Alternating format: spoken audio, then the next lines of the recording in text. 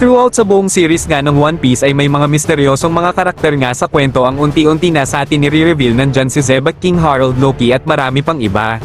Pero kahit nga na ganun ay ang pinaka-inaabangan talaga nating mga fans ng One Piece ay ang pag-reveal sa tunay na identity ng King of the World o walang iba kundi si Im Sama.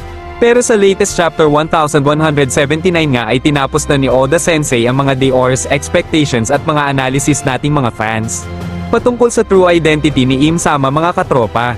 Dahil ni-reveal na nga sa atin ang tunay na itsura ni Imo at hindi nga ito babae sa inaakala natin.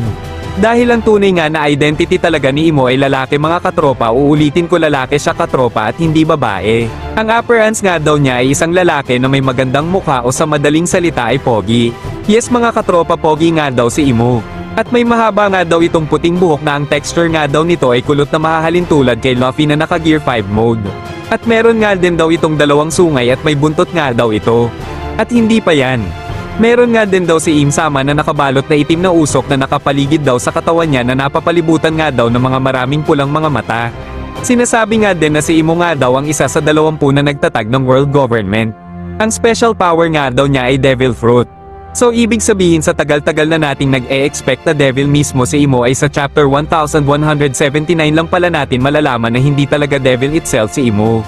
O hindi talaga siya isang demonyo. Ang ibig ko lang sabihin ay isa rin si Imo na devil fruit user.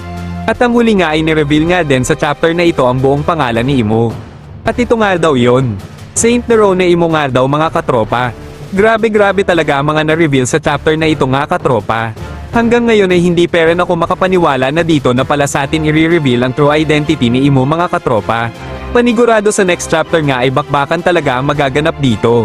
Siguro gagawa pa ako ng analysis video patungkol sa relationship ni Imo at Lily at ang naging papel din sa buhay ni Joy Boy sa dalawang karakter na ito. Pero siguro mga katropa, dito muna ako magpapaalam. Maraming salamat sa panonood. Yung magkita-kita na lang ulit tayo sa susunod. Pero yun lang, peace out.